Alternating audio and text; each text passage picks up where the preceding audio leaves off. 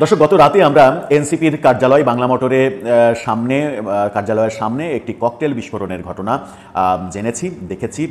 বিস্ফোরণের ভিডিও চিত্র কোথাও পাওয়া গেছে কিনা সেটা ব্যক্তিগতভাবে আমার জানা নেই, কোনো গণমাধ্যমেই তেমন দৃশ্য দেখিনি। তবে যে জায়গায় ককটেল মারা হয়েছে সেই জায়গায় ইট দিয়ে ঘিরে রেখেছিল পুলিশ এবং পরবর্তীতে সেনাবাহিনী মোতায়েন করা হয়েছিল। সেটা নিয়ে ব্যাপক কিছু হয়েছে। এনসিপি। আসসালামাইকুম দর্শক, নতুন একটি নিউজ ভিডিওতে আপনাদের সবাইকে স্বাগতম।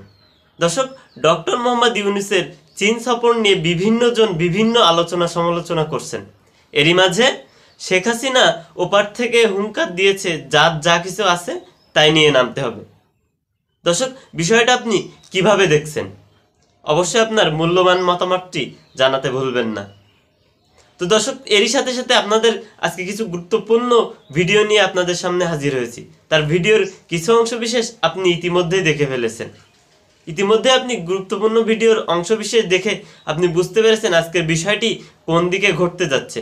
তো দর্শক, যারা ভিডিওটি অন করেছেন তাদের বলবো, আপনারা যদি মূল বিষয়টি জানতে চান তাহলে প্রথম থেকে একেবারে শেষ পর্যন্ত ভিডিওটি দেখুন। তো চলুন আমরা বেশি কথা না বাড়িয়ে আজকে সেই গুরুত্বপূর্ণ আলোচনার ভিডিওটি দেখে আসি। তার আগে বলবো, যারা এখনো পর্যন্ত আমাদের চ্যানেলটি সাবস্ক্রাইব করেননি অবশ্যই আমাদের চ্যানেলটি সাবস্ক্রাইব করে রাখবেন, তাহলে বর্তমান বাংলাদেশের সব থেকে ভাইরাল নিউজগুলো আপনার কাছে পৌঁছে যাবে সব থেকে আগে। তো চলুন আমরা বেশি কথা না বাড়িয়ে। দর্শক, গত রাতে আমরা এনসিপির কার্যালয় বাংলা মোটরের কার্যালয়ের সামনে একটি ককটেল বিস্ফোরণের ঘটনা জেনেছি, দেখেছি।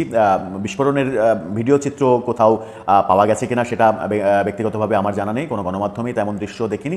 তবে যে জায়গায় ককটেল মারা হয়েছে সেই জায়গায় ইট দিয়ে ঘিরে রেখেছিল পুলিশ এবং পরবর্তীতে সেনাবাহিনী মোতায়েন করা হয়েছিল।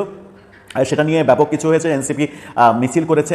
অভিযোগ করা হয়েছে যে এনসিপির সদস্য সচিব আক্তার হোসেনকে লক্ষ্য করে ককটেল মারা হয়েছিল। সেখানে প্রথম আলো বলছে যে 2 জন আহত হয়েছে, বেশ কিছু গণমাধ্যম আবার বলছে 4 জন আহত হয়েছে। এই যে ককটেল হামলা, এই ককটেল বিস্ফোরণ, এটা কেন হলো? আমরা কি আবারও এই বোমাবাজির রাজনীতির দিকে ফিরে যাচ্ছি, নাকি এই ককটেল বিস্ফোরণ একটা রাজনৈতিক নাটক, যেটা সামাজিক যোগাযোগ মাধ্যমে অনেকে বলার চেষ্টা করছেন? কোন দিকে যাচ্ছি আমরা, সেই আলোচনা করবো এই ভিডিওতে। থাকবেন পলিটিক্স টিভির নিয়মিত আয়োজনে।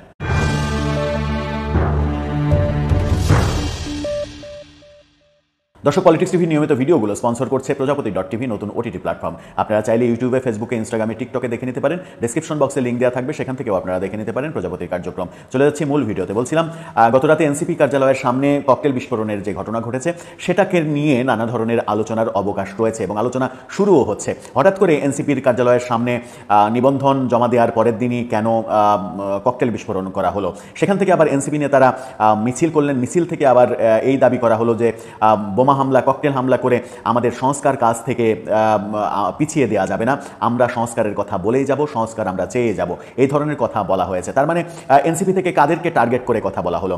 যারা সংস্কারে একমত হচ্ছে না সেই সব রাজনৈতিক দলকে টার্গেট করে বলা হলো, নাকি অন্যদেরকে টার্গেট করলো? আবার বিভিন্ন দিক থেকে এরকম আলোচনাও সামাজিক যোগাযোগ মাধ্যমে শোনা যাচ্ছে যে এনসিপি নিজে নিজেই এই ককটেল বিস্ফোরণ করে এক ধরনের সহানুভূতি সৃষ্টি করার চেষ্টা করলো কিনা। কারণ রাজনীতিতে অনেক কিছু সম্ভব।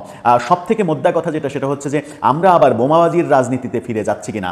যে রাজনীতিকে আমরা ঘৃণা করতে চাই, যে রাজনীতি আমরা এর আগে 15-20 বছর দেখে এসেছি, 20 বছরের বেশি সময় ধরে দেখে এসেছি, অন্তত বলা যায় যে 17-5 22-23 বছর যে বোমাবাজির রাজনীতি আমরা দেখেছি, সেই রাজনীতির দিকে আবার আমরা ফিরে যাচ্ছি কিনা, সেই রাজনীতি আবার ফিরে আসছে কিনা, সেই প্রশ্ন সামনে এসেছে।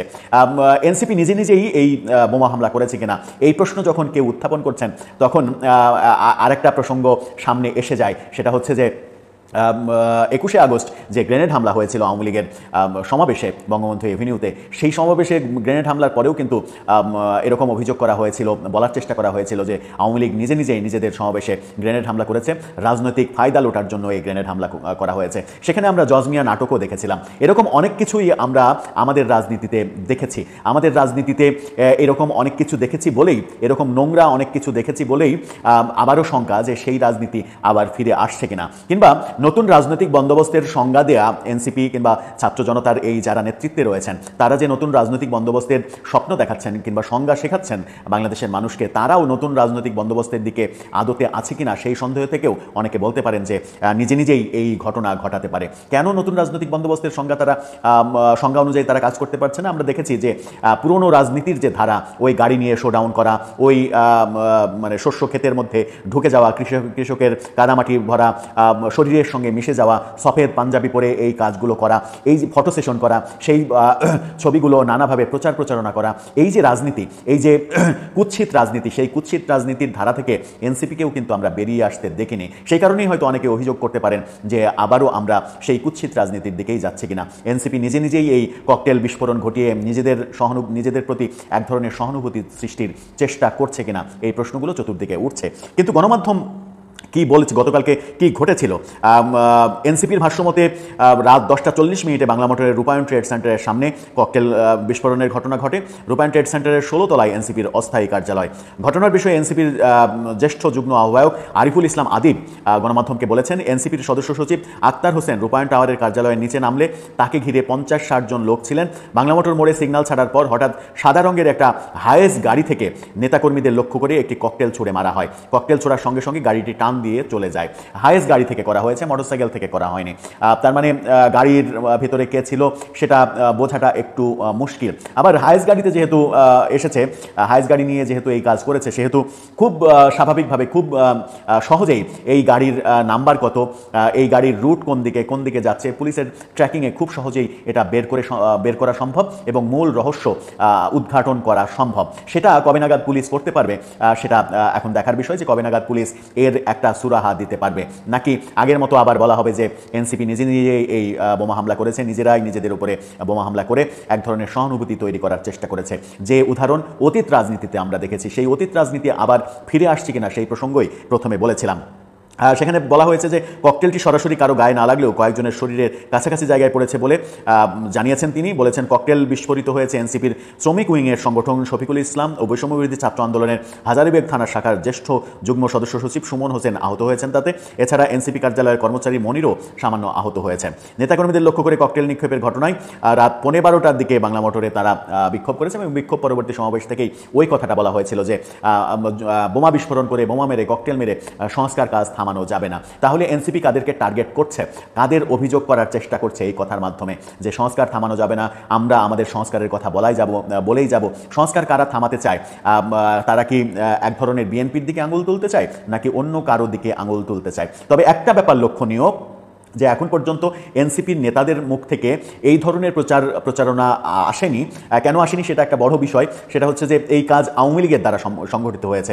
আওয়ামী লীগ আবার ফিরে এসেছে, ককটেল লীগ হয়ে ফিরে এসেছে, ফিরে এসে আওয়ামী লীগ ককটেল মেরেছে। ককটেল লীগ যদি ফিরিয়ে আনতে চায় এনসিপির নেতারা, তাহলে সেটা একটা নতুন মজাদার মুখরোচক আলোচনার ব্যাপার হতো। সেই প্রসঙ্গটা এখনও কেন বলা হলো না? প্রসঙ্গটা একেবারে যে উড়িয়ে দেওয়া যায় তাও কিন্তু না। আওয়ামী লীগের কেউ এই ঘটনা ঘটাতেই পারে, কারণ আওয়ামী লীগের প্রকাশ্য শত্রু এখন এনসিপি, এবং সব থেকে বড় শত্রু আওয়ামী লীগের তো এনসিপির নেতারাই তো বৈষম্যবিরোধী আন্দোলনের নেতৃত্ব দিয়েছে। সুতরাং আওয়ামী লীগ পতনের মূল কারিগরকে কিন্তু তারাই। সুতরাং আওয়ামী লীগের শত্রু তো তারাই, আওয়ামী লীগ এই ঘটনা ঘটাতেই পারে। কিন্তু এখন পর্যন্ত এনসিপির পক্ষ থেকে সেই ধরনের কোনো বক্তব্য আমরা পাইনি। এটা একটা অবাক করার এবং মজার একটা ব্যাপার। কেন এই ঘটনাতে আওয়ামী লীগকে এখন পর্যন্ত সন্দেহ করছে না তারা, সেটাও একটা বড় বিষয়। দর্শক, সব মিলিয়ে কোন দিকে যাচ্ছি আমরা? আবার কি আমরা ককটেল রাজনীতির দিকে ফিরে যাচ্ছি, বোমাবাজির রাজনীতির দিকে ফিরে যাচ্ছি? যখন আমরা নতুন রাজনৈতিক বন্দোবস্তের কথা বলছি, তখন নতুন রাজনৈতিক বন্দোবস্তের স্বপ্ন কোন দিকে যাচ্ছে, নাকি সেই স্বপ্নের সূর্য ওঠার আগেই অস্তমিত হয়ে যাচ্ছে? আপনার মতামত জানিয়ে লিখতে পারেন আমাদের কমেন্ট বক্সে।